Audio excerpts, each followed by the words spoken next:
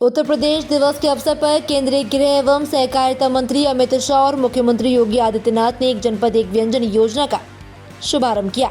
इस पहल से प्रदेश के प्रत्येक जनपद के विशिष्ट व्यंजन को नई पहचान मिलेगी। समारोह में विकसित भारत विकसित उत्तर प्रदेश थीम पर आधारित कार्यक्रम हुए और प्रदेश का गौरव बढ़ाने वाली 5 विभूतियों को 11 लाख रुपए के पुरस्कार से सम्मानित किया गया। मुख्यमंत्री युवा उद्यमी विकास अभियान के तहत उत्कृष्ट प्रदर्शन करने वाले 5 जिलाधिकारियों को भी सम्मान मिला। साथ ही सरदार वल्लभ भाई Patel employment and industrial zone योजना का भी शुभारंभ किया गया। उत्तर प्रदेश में मकान और जमीन की रजिस्ट्री प्रक्रिया को आसान और पारदर्शी बनाने की तैयारी। स्टाम्प एवं पंजीयन विभाग पासपोर्ट कार्यालय की तर्ज पर रजिस्ट्री ऑफिसों को आधुनिक बनाएगा। नई व्यवस्था में अपॉइंटमेंट सिस्टम, टोकन व्यवस्था, डिजिटल काउंटर, बायोमेट्रिक पहचान और ई भुगतान की सुविधा होगी। नागरिकों के लिए आरामदायक वेटिंग एरिया और हेल्प डेस्क भी बनाए जाएंगे। सभी कार्यालयों में एआई आधारित सीसीटीवी भी निगरानी होगी। रजिस्ट्री के तुरंत बाद दाखिल खारिज स्वतः होगा, जिससे समय की बचत होगी। ऑनलाइन रजिस्ट्री और विवाह स्थल पर ही विवाह पंजीयन की सुविधा पर भी काम चल रहा है। उत्तर प्रदेश दिवस पर लखनऊ के राष्ट्रीय प्रेरणा स्थल में आयोजित कार्यक्रम में केंद्रीय गृह मंत्री अमित शाह ने कहा कि यूपी भारत की धड़कन और आत्मा है तथा विकसित भारत का इंजन बनेगा। उन्होंने कहा कि प्रधानमंत्री मोदी के नेतृत्व में प्रदेश में 15 लाख करोड़ रुपए की योजनाएं जमीन पर उतरी हैं। शाह ने ओडीओपी और सीएम युवा योजना की सराहना करते हुए कहा कि इससे रोजगार बढ़ा है और यूपी का हर जिला रोजगार युक्त बनेगा। उन्होंने यूपी को फूड बास्केट, ग्रीन डेस्टिनेशन और तेजी से विकसित राज्य बताया। इस दौरान कई विभूतियों को भी सम्मानित किया गया।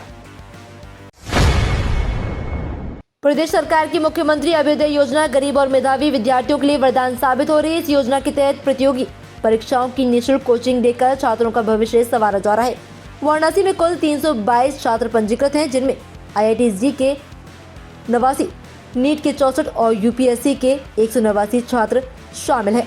योजना के अंतर्गत UPSC, PCS, JEE, NEET, NDA, CDS सहित कई परीक्षाओं की तैयारी कराई जाती है। ऑनलाइन ऑफलाइन कक्षाएं, मॉक टेस्ट और विशेषज्ञ मार्गदर्शन की सुविधा दी जाती है। अब तक 100 से अधिक छात्र विभिन्न परीक्षाओं में सफल हो चुके हैं। उत्तर प्रदेश दिवस 2026 के अवसर पर रायबरेली में आयोजित कार्यक्रम में राज्य मंत्री मयंकेश्वर शरण सिंह ने कहा कि यूपी बीमारू राज्य से निकलकर तेजी से $1 ट्रिलियन की अर्थव्यवस्था बनने की ओर बढ़ रहा है। उन्होंने बताया कि पिछले 8 से 9 वर्षों में प्रदेश रेवेन्यू सरप्लस राज्य बना, जो योगी आदित्यनाथ सरकार की उपलब्धि है। मंत्री ने कहा कि आज हर नागरिक को यूपी का निवासी होने पर गर्व है। कार्यक्रम में सांस्कृतिक प्रस्तुतियां, योजनाओं की प्रदर्शनी हुई और उन्होंने प्रदेशवासियों से एकजुट होकर उत्तर प्रदेश को और मजबूत बनाने का आह्वान किया। उत्तर प्रदेश स्थापना दिवस पर प्रधानमंत्री नरेंद्र मोदी ने प्रदेश की 76 वर्षों की विकास यात्रा को सराहते हुए कहा कि यूपी ने बीते 9 वर्षों में बीमारू से बेमिसाल राज्य बनने का सफर तय किया है। उन्होंने कहा कि भारत के विकास में उत्तर प्रदेश की भूमिका अहम है। राष्ट्रपति द्रौपदी मुर्मू ने यूपी को समृद्ध संस्कृति और गौरवशाली इतिहास की धरती बताते हुए निरंतर प्रगति की कामना की है। केंद्रीय गृह मंत्री अमित शाह ने कहा कि डबल इंजन सरकार में यूपी विकास और विश्व स्तरीय इंफ्रास्ट्रक्चर के नए कीर्तिमान स्थापित कर रहा है। यूपी दिवस का मुख्य कार्यक्रम लखनऊ में आयोजित किया जा रहा है। उत्तर प्रदेश में 42% पुलिसकर्मियों का वेतन रुक सकता है। कारण यह है कि अब तक केवल 58% कर्मचारियों ने मानव संपदा पोर्टल पर अपनी चल और अचल संपत्ति का विवरण दर्ज किया है। डीजीपी मुख्यालय की तकनीकी सेवा शाखा ने निर्देश जारी कर शेष कर्मचारियों को 31 जनवरी तक विवरण अपलोड करने को कहा। आदेश के अनुसार जिन कर्मचारियों की जानकारी तय समय सीमा तक पोर्टल पर दर्ज नहीं होगी, उन्हें जनवरी माह का वेतन नहीं दिया जाएगा। इस संबंध में सभी पुलिस कमिश्नरों, ADG, IG और जिलों के पुलिस कप्तानों को पत्र भेजकर अनुपालन सुनिश्चित करने के निर्देश दिए गए हैं। प्रयागराज माघ मेला विवाद पर बसपा सुप्रीमो मायावती ने धर्म और राजनीति को मिलाने का चिंता जताई। उन्होंने कहा कि संकीर्ण राजनीति स्वार्थ के चलते धर्म और राजनीति से और राजनीति को धर्म से जोड़ना खतरनाक है। मायावती ने एक्स पर लिखा कि धार्मिक आयोजनों में राजनीति हस्तक्षेप बढ़ने से नए विवाद, तनाव और संघर्ष पैदा हो रहे हैं। प्रयागराज में स्नान को लेकर चल रहा विवाद इसका उदाहरण है। उन्होंने कहा कि संविधान राजनीति को धर्म से दूर रखने की बात करता है। बसपा प्रमुख ने अपील की है कि ये विवाद आपसी सहमति से जल्द सुलझाया जाएगा। समाजवादी पार्टी के राष्ट्रीय अध्यक्ष अखिलेश यादव ने कहा कि 2027 में होने वाला उत्तर प्रदेश विधानसभा चुनाव लोकतंत्र के लिए अग्नि परीक्षा होगा और भाजपा इसके लिए साजिश रचेगी। प्रदेश के विभिन्न जिलों से आए उलेमाओं से मुलाकात के दौरान उन्होंने आरोप लगाया कि भाजपा सरकार की जनता के प्रति ईमानदारी नहीं है और पिछड़ा, दलित और अल्पसंख्यक समुदाय को अपमानित किया जा रहा है। अखिलेश ने कहा कि महंगाई, बेरोजगारी और भ्रष्टाचार से जनता त्रस्त है। उन्होंने पीडीए को भाजपा को हराने वाला बताते हुए सकारात्मक लोगों से एकजुट होने की अपील की है।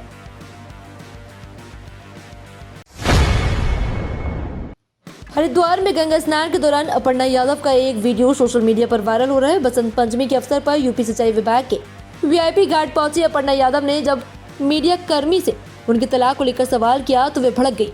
उन्होंने आरोप लगाया कि निजी जीवन से जुड़े सवाल करना और गलत समय पर फोटो लेना अनुचित है। उत्तर प्रदेश राज्य महिला आयोग की उपाध्यक्ष अपर्णा यादव ने मीडिया से संयम बरतने की अपील की।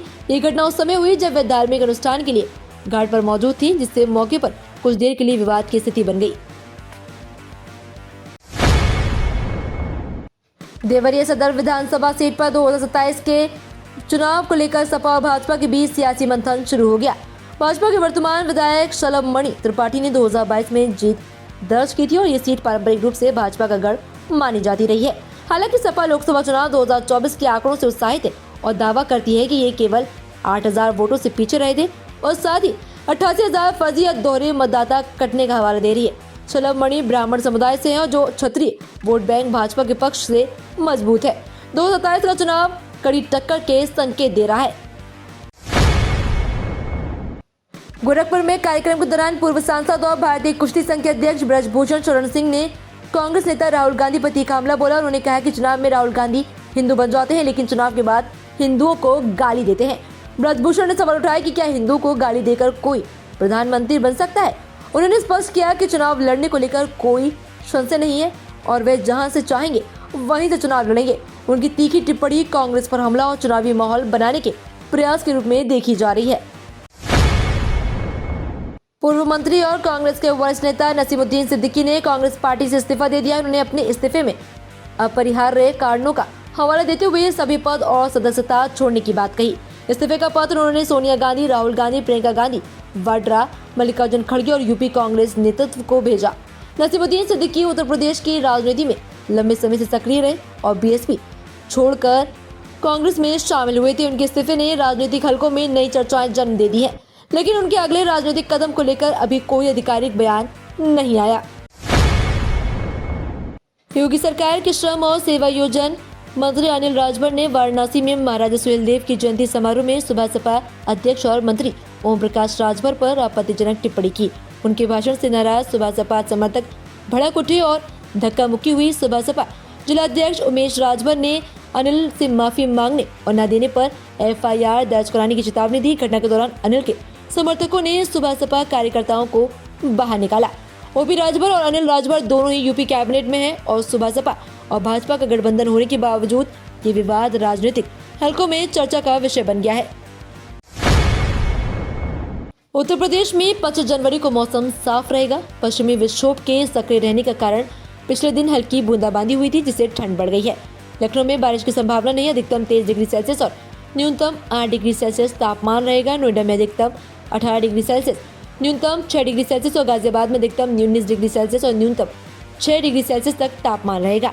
आसमान साफ रहेगा। पूर्वी यूपी के गोरखपुर में अधिकतम 24 डिग्री सेल्सियस, न्यूनतम 11 डिग्री सेल्सियस तापमान रहने का अनुमान है। मेरठ में दिन का तापमान 17 डिग्री सेल्सियस और रात का 7 डिग्री सेल्सियस तक गिर सकता है।